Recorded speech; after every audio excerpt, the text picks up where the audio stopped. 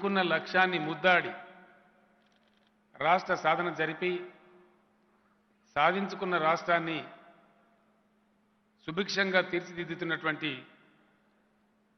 సమర సైనికుల కాపలాదారుల పార్టీ మన టీఆర్ఎస్ పార్టీ. ఈ పార్టీ తెలంగాణ రాష్ట్రానికి పెట్టని కోట, ఎవరు కూడా బద్దలు కొట్టలేని కంచుకోట. ఇది తెలంగాణ ప్రజల ఆస్తి. ఈ పార్టీ యావత్తు తెలంగాణ ప్రజల ఆస్తి.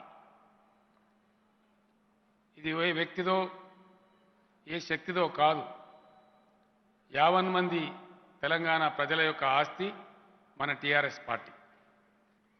నిన్న కొత్తగా వచ్చినటువంటి ప్రకటన, కేంద్ర ప్రభుత్వమే ప్రకటించిన ప్రకటన, దేశంలో అతి ఉత్తమమైనటువంటి 10 గ్రామాలు ఏవంటే 1 నుంచి 10 వరకు 10కి 10 తెలంగాణ గ్రామాలే.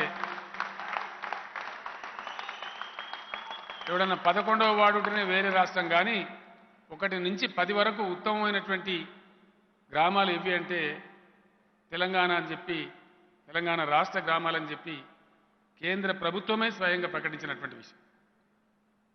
ఇంకో 20 గ్రామాలు తీసుకొని మళ్ళీ పరిశీలన చేస్తే 20లో 19 గ్రామాలు తెలంగాణ రాష్ట్రానికి సంబంధించినవని కేంద్ర ప్రభుత్వం ప్రశంసించడం, మనం పనిచేస్తున్నటువంటి తీరుకు మచ్చు తునకాన్ని మనవి చేస్తూ ఉన్నాం. ఒకరోజు 3 ప్రభుత్వ వైద్య కళాశాలలున్న తెలంగాణ ఈరోజు 33 గవర్నమెంట్ మెడికల్ కాలేజీలు ఏర్పాటు చేసుకుంటున్న తెలంగాణ వచ్చిన తర్వాత జరిగిన దీంట్లో అద్భుతమైనటువంటి పద్ధతుల్లో మనం ముందుకు పోతూ ఉన్నాం. సుమారు 2.5 లక్షల పైచిలకు ప్రభుత్వ ఉద్యోగాలు కల్పించిన రాష్ట్రం ఇండియాలో ఏది అంటే ఒక తెలంగాణ రాష్ట్రమే నేను మనవి చేస్తూ ఉన్నాను. చాలా సంతోషం.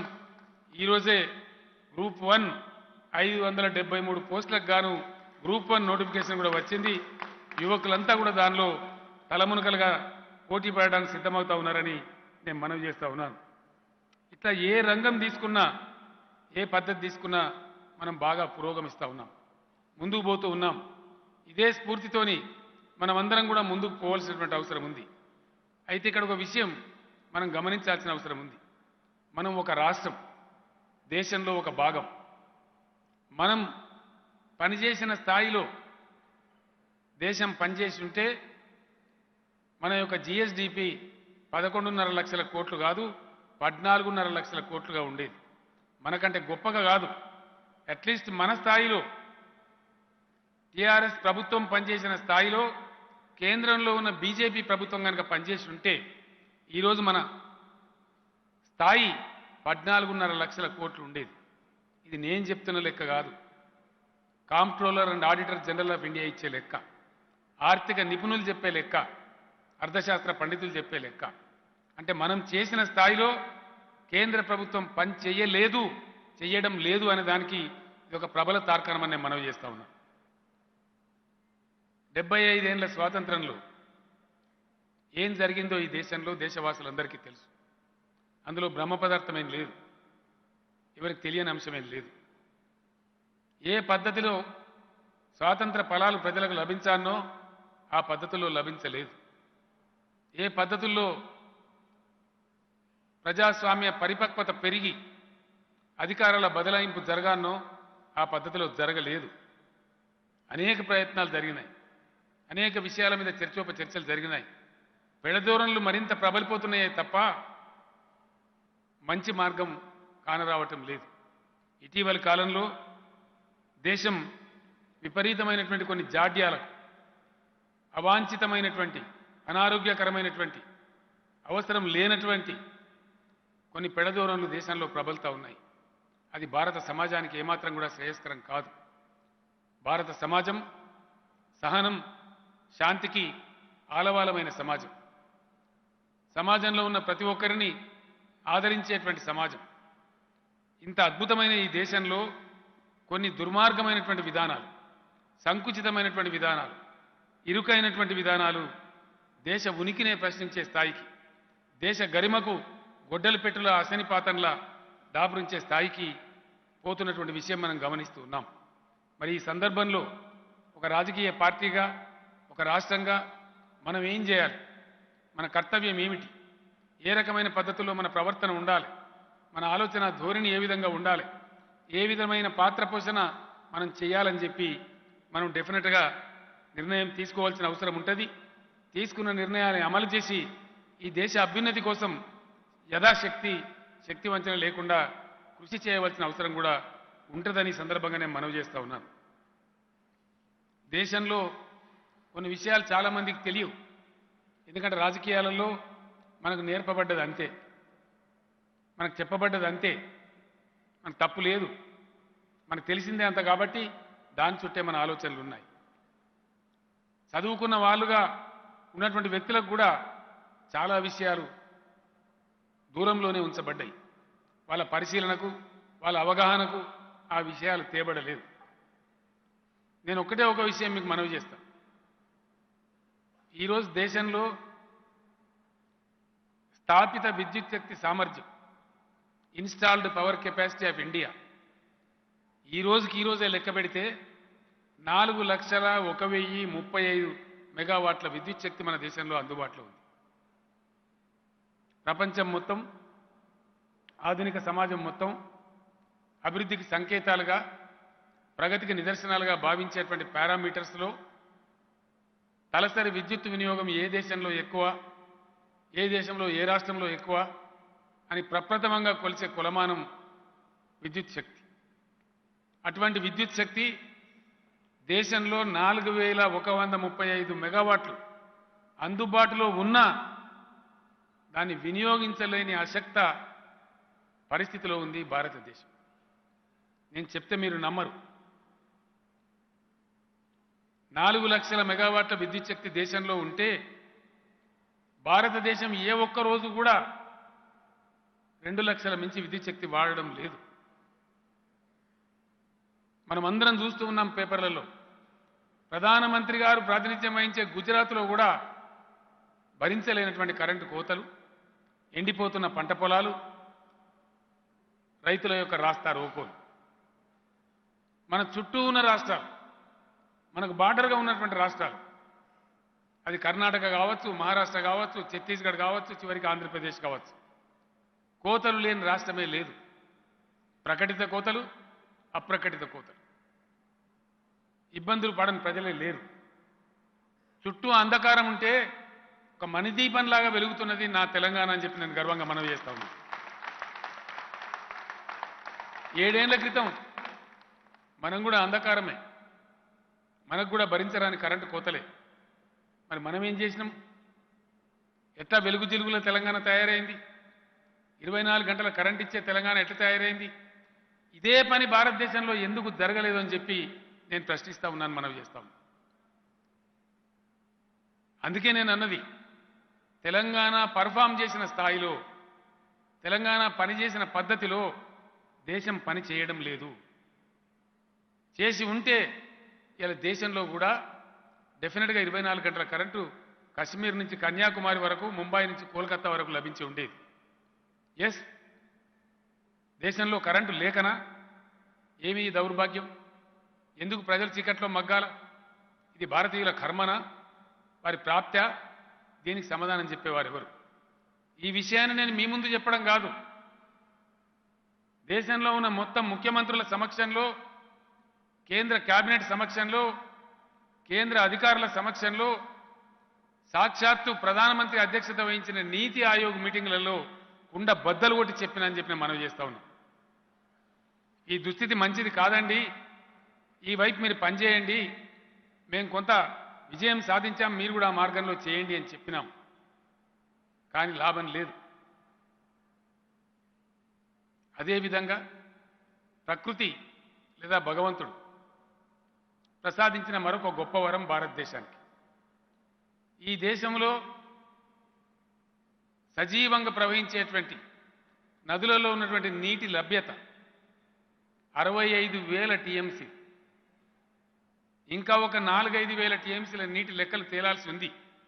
టిబెట్ నుంచి వచ్చే నీళ్లు ఇంకా లెక్కలు తేలలేదు, అంతర్జాతీయ గొడవలలో ఉంది.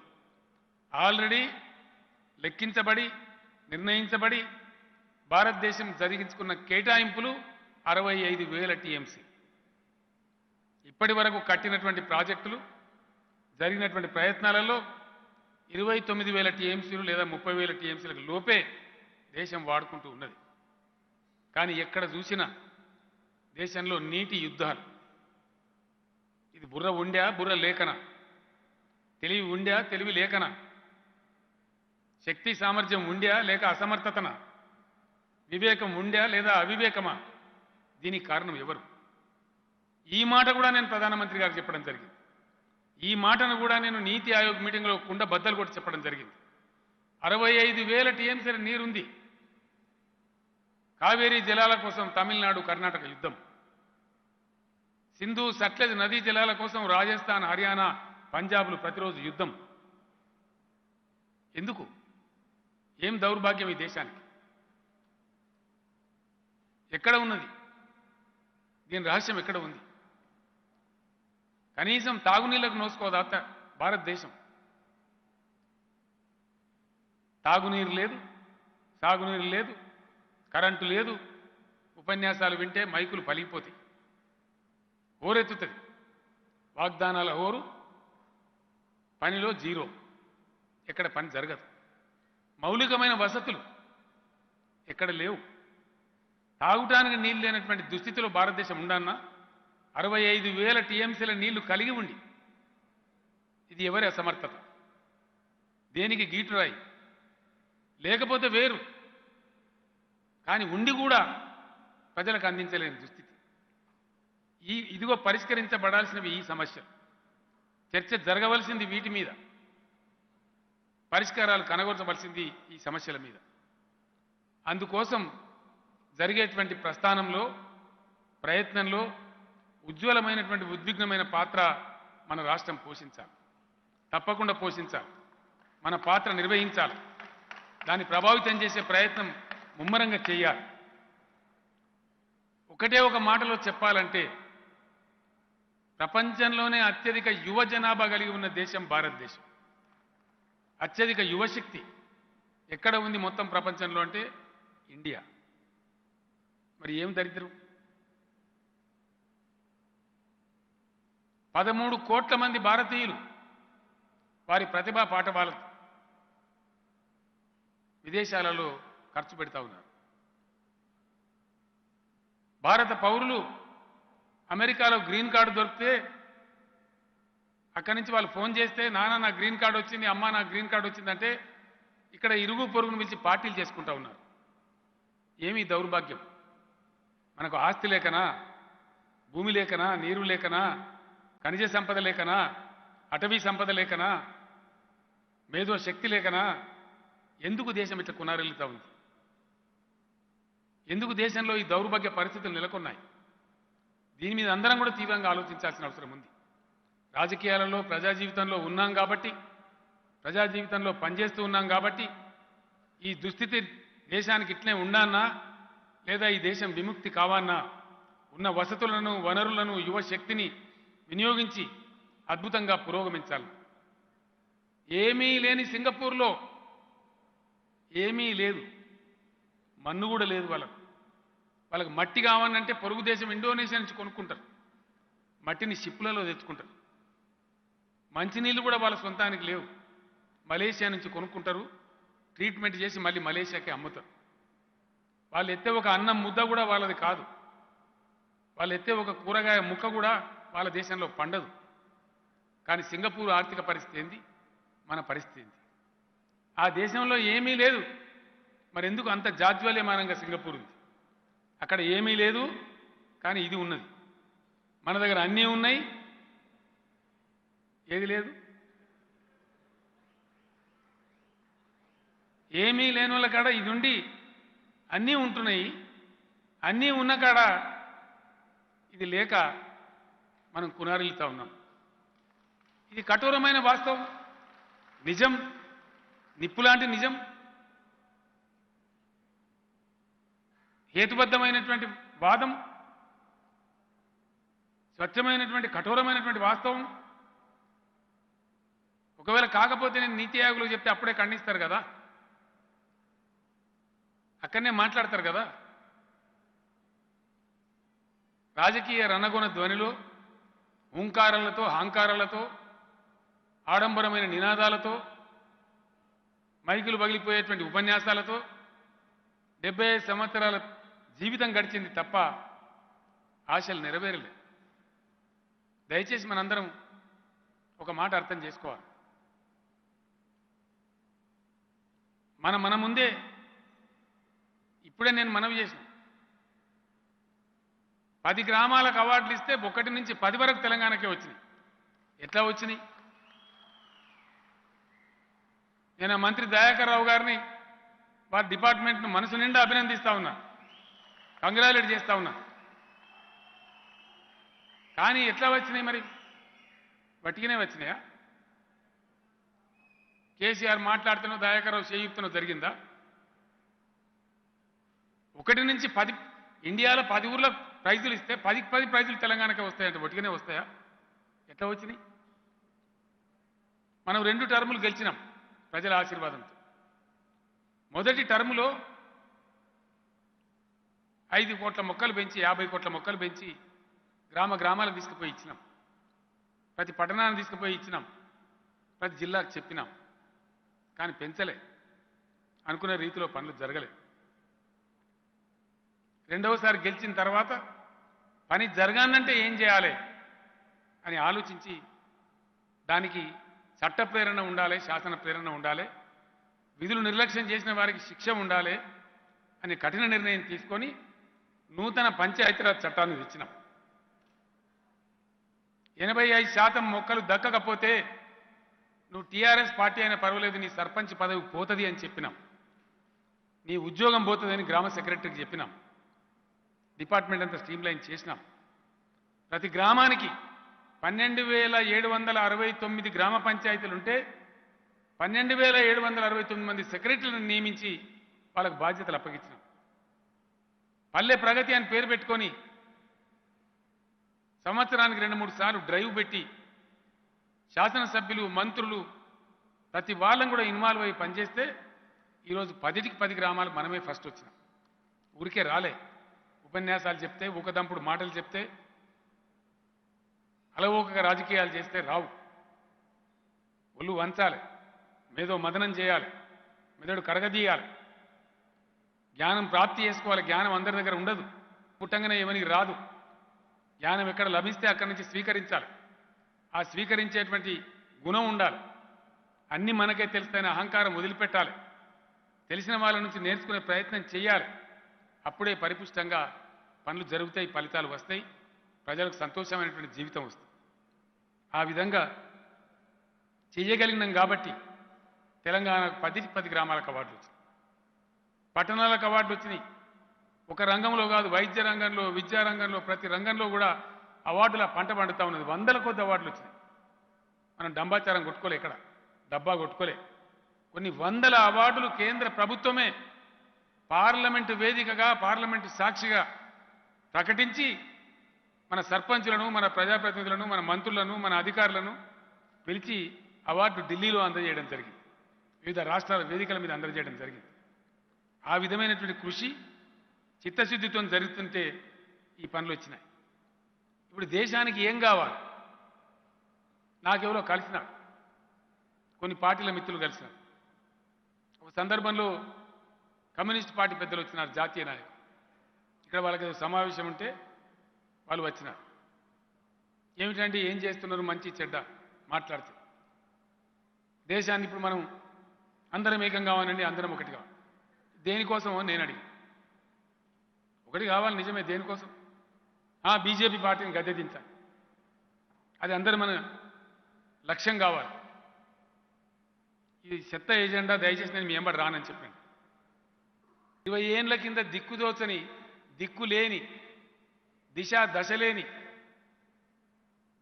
అయోమయ పరిస్థితిలో ఉన్న తెలంగాణ, ఒక పార్టీ, ఒక నాయకత్వం లేని తెలంగాణ ఇలా అద్భుతంగా ఈ 2 దశాబ్దాలలో ఏ దశకు చేరుకున్నదో, ఒక సుస్థిరమైన, సువ్యవస్థితమైన, సుసంపన్నమైన వనరులతోని సుమారు 1000 కోట్ల ఆస్తులు కలిగి ఉన్నటువంటి శ్రీరామ రక్షగా కంచు కోటగా ఈ తెలంగాణ ప్రజలకుండే శాశ్వతంగా ఉండిపోయే ఒక రాజకీయ పార్టీ ఏ విధంగా రూపుదిద్దుకున్నదో మనందరికీ తెలుసా. ఆ లెక్కలను నేను చివరిలో చెప్తాను. ఒకనాడు ఎక్కడ మాట్లాడుకోనో కూడా తెలియని పరిస్థితులలో స్వర్గీయ కొండా లక్ష్మణ్ బాపూజీ నివాసంలో పురుడు పోసుకున్నది తెలంగాణ రాష్ట్ర సమితి. కనీసం మన కార్యాలయం లేదు. ఈరోజు సగౌరవంగా సమున్నతంగా దేశ రాజధాని ఢిల్లీలో 8.5 కోట్లు పెట్టి స్థలం కొనుక్కొని ఇంకో 8-10 కోట్లు ఖర్చు పెట్టి బిల్డింగ్ కడతా ఉన్నాం. టీఆర్ఎస్ వ్యవస్థాపక సభ్యులు ప్రస్తుత రోడ్లు భవనాల మంత్రి వేముల ప్రశాంత్ రెడ్డి గారు ఆ వివరాల విషయం పరిశీలన చేస్తూ ఉన్నారు. ఈ మధ్యనే మున్సిపల్ పర్మిషన్లు అవన్నీ కూడా తీసుకున్నామని చెప్పారు. అనుమతులు కూడా వచ్చేసినాయి. 6-7 నెలల కాలంలో దేశ రాజధానిలోనే సగర్వంగా తల ఎత్తుకొని గులాబీ జెండా రెపరెపలాడే మన కార్యాలయం కూడా తయారు కాబోతా ఉంది. ఇలా దేశ రాజధానిలో కావచ్చు, రాష్ట్ర రాజధానిలో కావచ్చు, 33 జిల్లాలుంటే 31 జిల్లాలలో ఎక్సెప్ట్ వరంగల్ అండ్ హైదరాబాద్ తప్ప అద్భుతమైన కార్యాలయాలు కలిగి ఉన్న పార్టీ టీఆర్ఎస్ పార్టీ. ఇవన్నీ కూడా మన ఆస్తులు, తెలంగాణ ప్రజల ఆస్తులు. టీఆర్ఎస్ పార్టీ తెలంగాణ ప్రజల ఆస్తి. తెలంగాణ అస్తిత్వం కోసం, తెలంగాణ ఉనికి కోసం, తెలంగాణ హక్కుల కోసం, తెలంగాణ ప్రజల కోసం అనుక్షణం కాపలదారుగా ఉండేటువంటి పార్టీ టీఆర్ఎస్ పార్టీ. అనేక ఆవిష్కరణలు మనం చేసుకున్నాం. ఈరోజు చేరుకుంటూ అందరికీ సమాన అవకాశాలు ఉండాలనేటువంటి లక్ష్యంతో, స్థిరమైన నిర్ణయంతో, స్పష్టమైన వ్యూహంతో, అవగాహనతోని ఈ దేశానికే పాఠం నేర్పేటువంటి గొప్ప బృహత్తరమైనటువంటి కొత్త సిద్ధాంతానికి, కొత్త కార్యక్రమానికి మనం శ్రీకారం చుట్టినాం. గుండెల నిండుగా పూర్తి అవగాహనతో, ఏదో ఆషామాషిగా ఓట్ల కోసమో చిల్లరపల్లర నినాదాల కోసమో కాకుండా అద్భుతమైన తెలంగాణ సమాజాన్ని సృష్టించే దిశగా మనం తలపెట్టిన మరో బృహత్తర కార్యక్రమం దళిత బంధు. దళిత బంధు కార్యక్రమం ఈరోజు నేను మనవి చేస్తా ఉన్నా, దేశానికి ప్రపంచానికే ఆదర్శం కాబోతోంది. I have no iota of doubt. దళిత జాతిలో ఉన్నటువంటి రత్నాలు, మాణిక్యాలు, వజ్ర వైడూర్యాలు, అద్భుతమైన ప్రతిభా సంపన్నులు కోకోలలుగా ఉన్నారు. అక్కడ కూడా వాళ్ళకి ఇన్ని రోజులు అవకాశం లేదు. శక్తి ఉన్నా, ఆలోచన ఉన్నా, పైకి రావాలనే కోరిక ఉన్నా అవకాశం లేదు. దళిత బంధులో ఉన్న గొప్పతనం కేవలం 10 లక్షలు ఇచ్చేదో తమాషా చేయడం కాదు. దళిత బంధు ద్వారా మనం ఇచ్చే సందేశం, మనం పెట్టుకున్న లక్ష్యం అద్భుతంగా అమలు చేస్తూ ఉంది తెలంగాణ రాష్ట్రం. ఒకటే ఒక మాట నేను చెప్తా ఉన్నా, దళిత బంధులో 3 కార్యక్రమాలని, 3 పార్శ్వాలని. ఒకటి, 17.5 లక్షల దళిత కుటుంబాలకు దశల వారీగా సంవత్సరానికి 2-2.5 లక్షల చొప్పున ప్రతి కుటుంబానికి 10 లక్షల రూపాయల ఆర్థిక సహాయం చేయడం. కిస్తీలు లేవు, కిరికిరి లేదు, తిరిగి కట్టేది లేదు, సెక్యూరిటీ లేవు, బ్యాంక్ లింకేజ్ లేదు.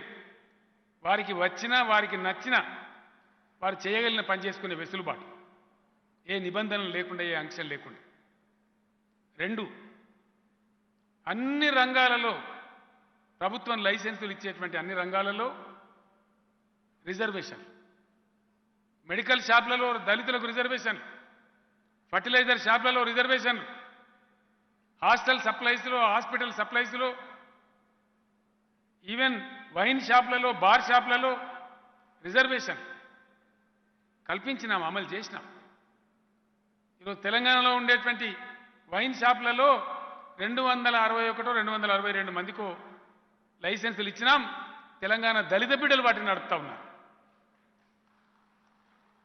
ఇందులో వెసులుబాటు ఎట్లా పెట్టినామంటే, ఇచ్చే 10 లక్షలలో ఆయన ఒక పని చేసుకోవచ్చు, 2 పనులు చేసుకోవచ్చు, 3 పనులు చేసుకోవచ్చు. 3 లక్షలతో 3 పనులు కూడా చేసుకోవచ్చు. ఆంక్షలు లేవు. లేదా ముగ్గురు, నలుగురు, ఐదుగురు కలిపి 30-40 లక్షలు ఒక చోట వేసి సామూహికంగా ఏదైనా పని చేసుకోవచ్చు. ఆంక్షలు లేవు. No restrictions. దళిత బంధులో 3 పార్శ్వాలు. ఒకటి ఆర్థిక ప్రేరణ, ఆంక్షలు లేనటువంటి, నిబంధనలు లేనటువంటి, సులభతరంగా వాళ్ళు అనుకున్న లక్ష్యం చేరుకునే మార్గాలు ఇవ్వటం. రెండవది అన్నిట్లలో రిజర్వేషన్లు కల్పించడం. మూడవది అద్భుతం, ప్రపంచంలోనే ఎక్కడ లేదు, మన ఐఏఎస్ అధికారుల నిర్ఘాంతపోయింది. ఇదేంటండి అని. ప్రపంచంలోనే ఎక్కడ లేనటువంటి గొప్ప సపోర్టివ్ స్ట్రక్చర్. నేను ఒక్క మాటలో మీకు మనవి చేస్తా. పార్టీ ముఖ్య నాయకులు అందరూ ఉన్నారు కాబట్టి మీ అన్ని నియోజకవర్గాల్లో, అన్ని గ్రామాలలో ఇదే స్ఫూర్తితో ఈ పథకం విజయవంతం కావాలి కాబట్టి నేను వివరాలు చెప్తా ఉన్నాను. దళిత బంధులో ఉన్నటువంటి మరొక గొప్ప లక్ష్యం ఏంటంటే, ఇప్పటిదాకా ఈ దేశంలో అమలయ్యేటువంటి పనులు, పద్ధతులు, అమలు జరిపే తీరుతెన్నులలో ఇచ్చుకుంటూ పంచుకుంటూ పోవడం తప్ప వెనుకగా మరీ చూసేది లేదు. ఏం జరుగుతుందో ఆలోచించే పద్ధతి లేదు. ఇక్కడ అట్లా కాదు. ప్రభుత్వ పద్ధతిలో ప్రజలను 2 రకాలుగా చూస్తారు. ఒకటి బీపీఎల్ అంటే బిలో పావర్టీ లైన్, ఇంకోటి ఏపీఎల్ అంటే ఎబోవ్ పావర్టీ లైన్. సరే 10 లక్షలు ఇచ్చినాం కాబట్టి ఆయన ఏపీఎల్ అయిపోయింది. ఏపీఎల్ అయిపోయిన లెక్క రాసుకోవాలి, మర్చిపోవాలి, ఆడికి అయిపోతుంది. కానీ మనం అట్లా చేయలే. మనుషులం కాబట్టి ఏదైనా జరగచ్చు, అనుకొని వ్యాధి రావచ్చు, ఒక యాక్సిడెంట్ కావచ్చు, మళ్ళా కుటుంబం బీపీఎల్కి పోవద్దు, ఏపీఎల్లోనే ఉండాలి తప్ప బీపీఎల్కి పోవద్దు. అంటే ఏం చేయాలి? చాలామంది మేధావులతో మాట్లాడి, విజ్ఞులతో మాట్లాడి, సామాజిక స్పృహ ఉన్న పెద్దలతో మాట్లాడి మనం చేపట్టిన కార్యక్రమం దళిత రక్షణ నిధి. ఈ దళిత రక్షణ నిధిలో 10,000 రూపాయలు ఆయనకి ఇచ్చే 10 లక్షల నుంచి బందుకు పెట్టి ప్రభుత్వం కూడా మరో 10 లక్షలు కలిపి 20 లక్షల చొప్పున జమ చేస్తా ఉన్నాం. 20,000 చొప్పున జమ చేస్తా ఉన్నాం. ఫర్ ఎగ్జాంపుల్, ఒక నియోజకవర్గంలో ఒక 20,000 కుటుంబాలని అంటే ఆ నియోజకవర్గం యూనిట్గా అక్కడ 40 కోట్ల రూపాయలు ఉంటాయి. అక్కడనే దాని మీద ఎవరికి పెత్తనం లేదు. ఈ లబ్ధిదారులలో ఎవరికైనా ఒక వ్యాధి వచ్చినా, ఒక బీమారి వచ్చినా, లేదా ఒక యాక్సిడెంట్ జరిగినా ఈ రక్షణ నిధి నుంచి మళ్ళీ ఆ కుటుంబాన్ని నిలబెడతారు. ఆ విధంగా దాన్ని కాపాడుతారు. ఒక గొప్ప సపోర్టివ్ స్ట్రక్చర్.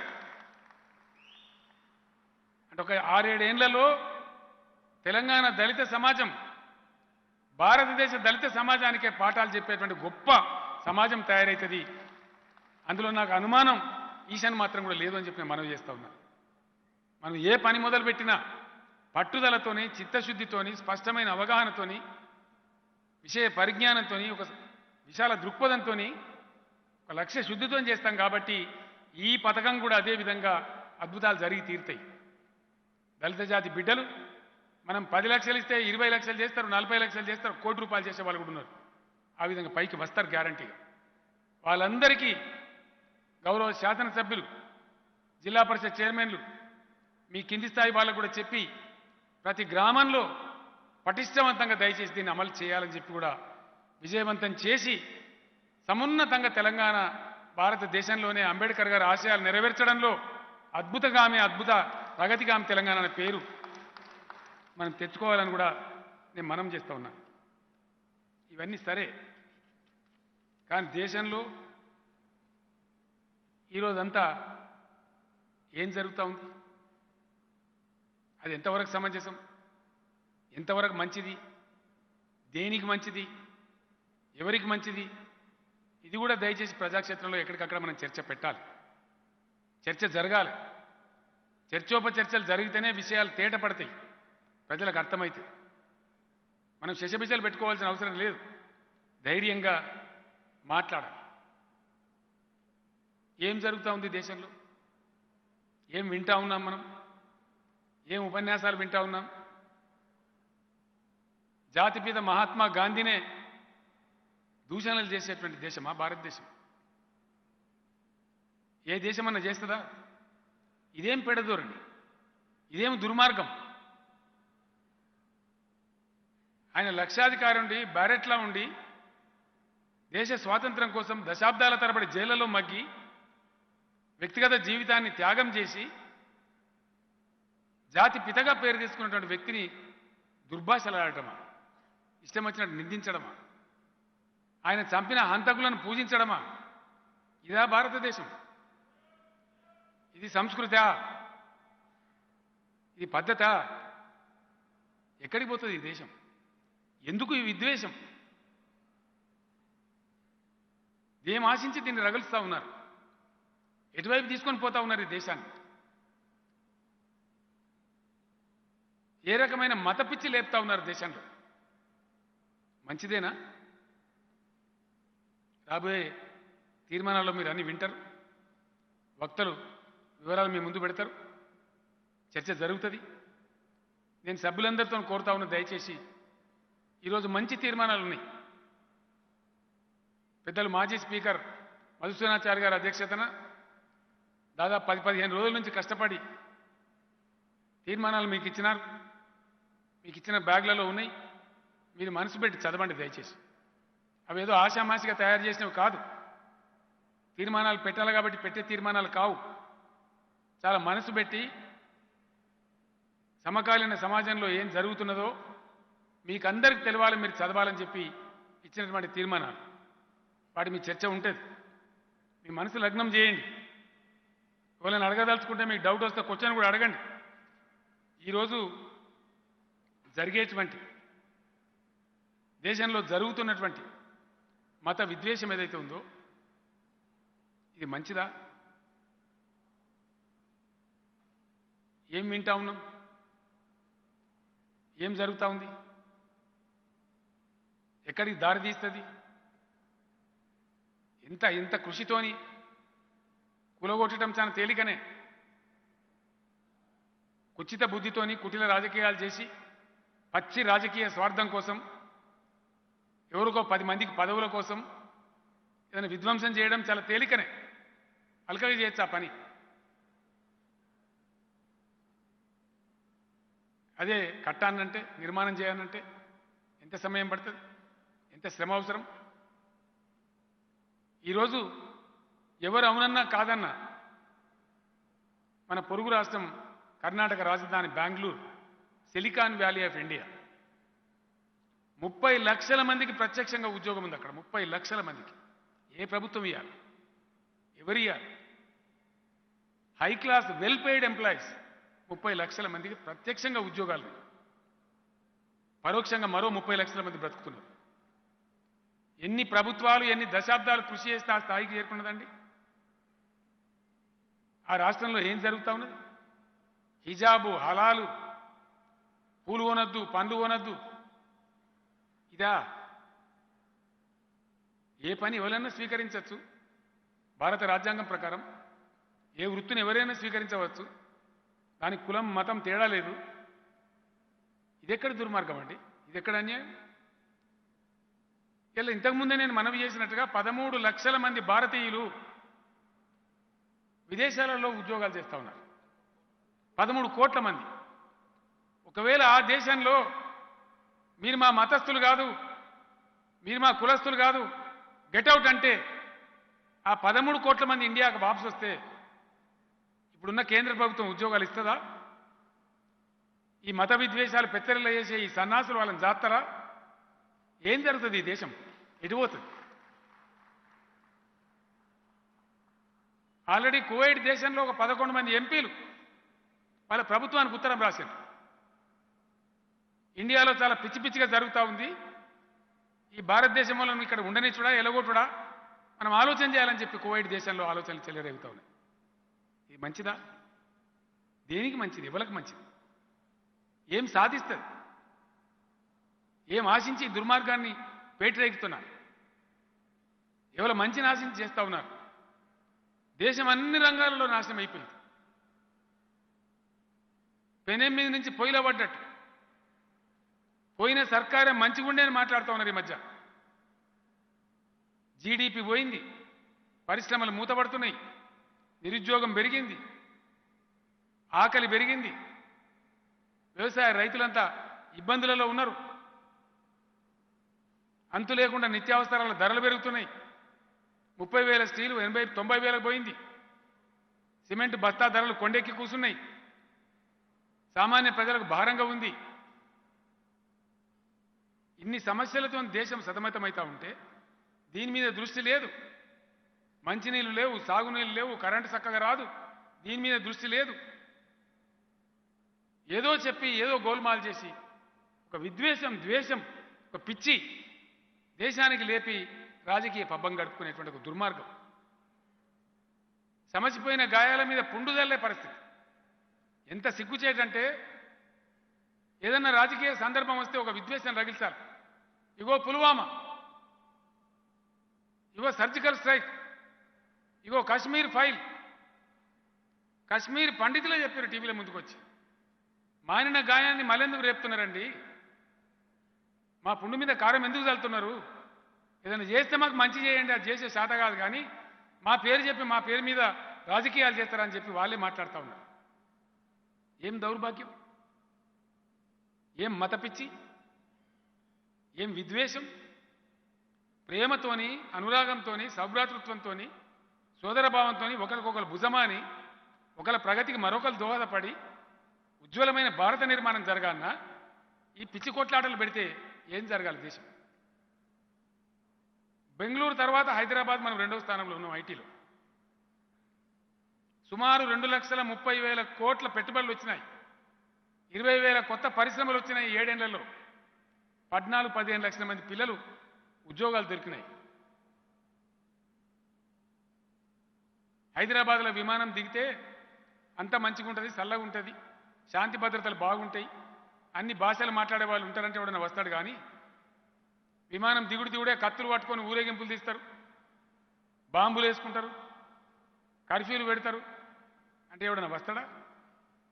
పరిశ్రమలు వస్తాయా? పెట్టుబడులు వస్తాయా? ఉద్యోగాలు వస్తాయా? ఏం జరుగుతుంది?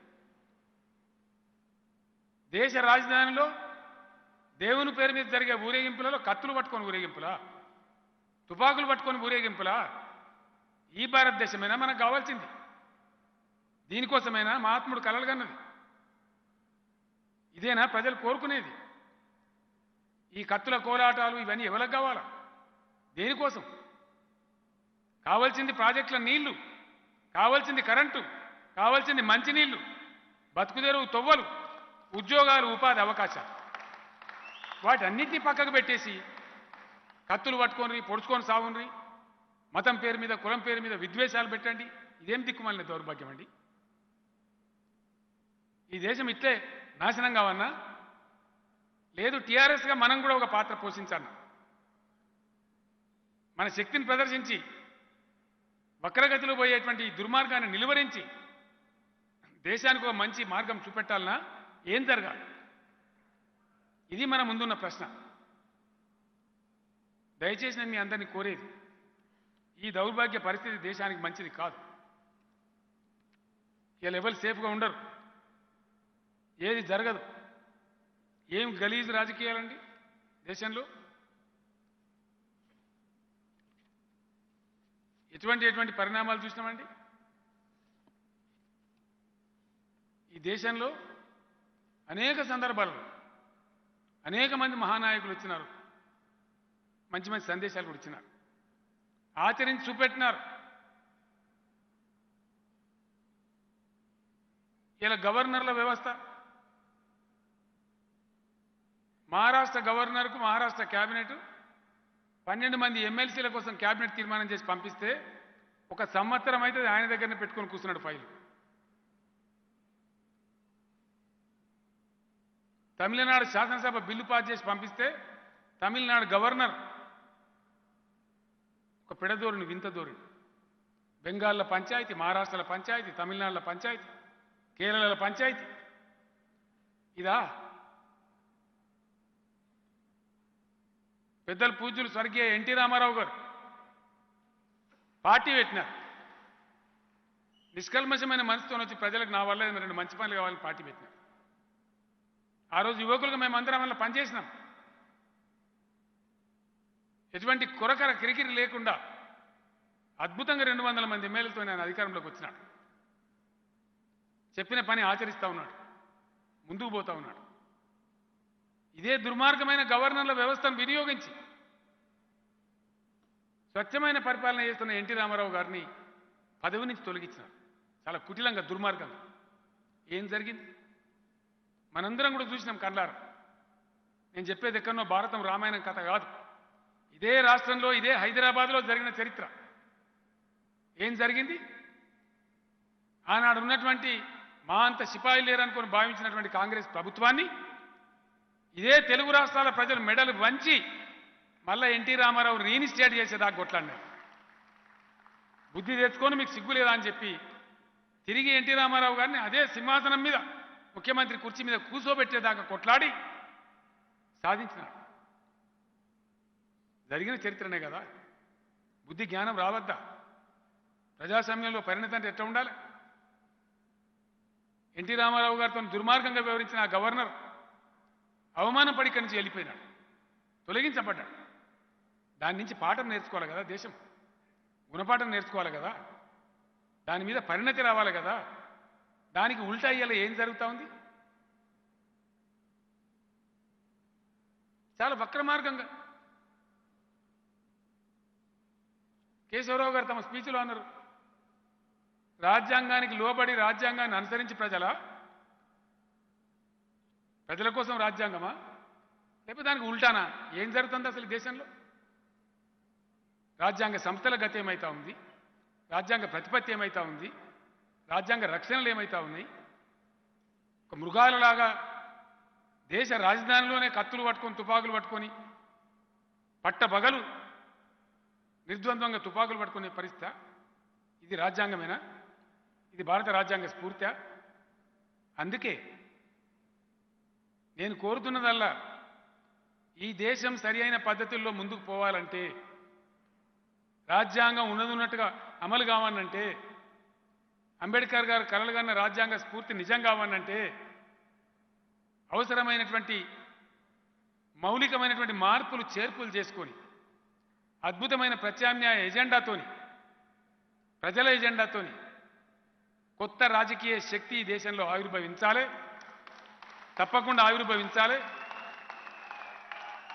సందర్భానుసారం స్పందించే గుణం భారతదేశం యొక్క లక్షణం. Yes, India reacts. ఇండియా బుద్ధుగాళ్ళ దేశం కాదు, ఇండియా బుద్ధిజీవుల దేశం. బుద్ధుగాళ్ళ దేశం కాదు ఇది, బుద్ధిజీవుల దేశం. Yes, India reacts. తప్పకుండా వస్తాయి శక్తులు, మనం నిరాశపడవలసిన అవసరం లేదు. తెలంగాణ కోసం అవసరమైన నాడు టీఆర్ఎస్ రూపంలో రాలే, పెద్ద శక్తి పుట్టలే, గాలి దుమారం లేపలే, తెలంగాణ సాధించుకరాలే. అట్లనే దేశానికి అవసరమైన నాడు కూడా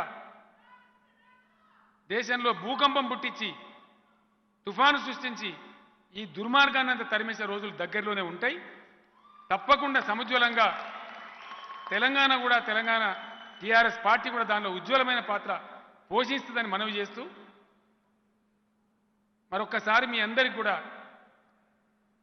అభినందనలు తెలియజేస్తూ నేను ముగిస్తా ఉన్నా, విరమిస్తా ఉన్నా. జై తెలంగాణ, జై తెలంగాణ, జై హింద్. అందరికీ నమస్కారం. టిఎఫ్సిసి లైవ్ కి లైక్ చేయండి, షేర్ చేయండి, మర్చిపోకుండా సబ్స్క్రైబ్ చేయండి. నేను మీ Sugamya Shankar, miss south India 2020. Thank you. Hi అండి, నేను మీ కార్తికేయ. టీఎఫ్సీసీ లైవ్ ఛానల్ని లైక్ చేయండి, షేర్ చేయండి, సబ్స్క్రైబ్ చేసుకోండి. This is Nikhil. టీఎఫ్సీసీ ఛానల్ని ఎంకరేజ్ చేయండి, లైక్ చేయండి, subscribe. Hello, this is heroine Alekhya Angel. TFCC live ఛానల్ని లైక్ చేయండి, షేర్ చేయండి, సబ్స్క్రైబ్ చేయండి. టీఎఫ్సీసీ ఛానల్ని లైక్ చేయండి, షేర్ చేయండి, సబ్స్క్రైబ్ చేయండి. నేను మీ హీరోయిన్ మౌర్యాని. Thank you. అందరికీ నమస్కారం, నేను మీ Geetha Madhuri. TFCC live like చేయండి, షేర్ చేయండి, సబ్స్క్రైబ్ చేయండి. హాయ్ అందరికీ నమస్కారం, నేను మీ Madhupriya. Please like, share, subscribe to TFCC live. Please subscribe TFCC channel. Like చేయండి, షేర్ చేయండి. టీఎఫ్సీసీ ఛానల్ని లైక్ చేయండి, షేర్ చేయండి, సబ్స్క్రైబ్ చేయండి. Hi, please subscribe TFCC. Hello, this is your all Sipligunj. Please do subscribe TFCC live channel. Thank you so much. Please do subscribe to TFCC live channel and like, share and subscribe చేయండి. Hi, నేను మీ Vijay Shankar. TFCC channel do subscribe, like చేయండి, share చేయండి. Thank you.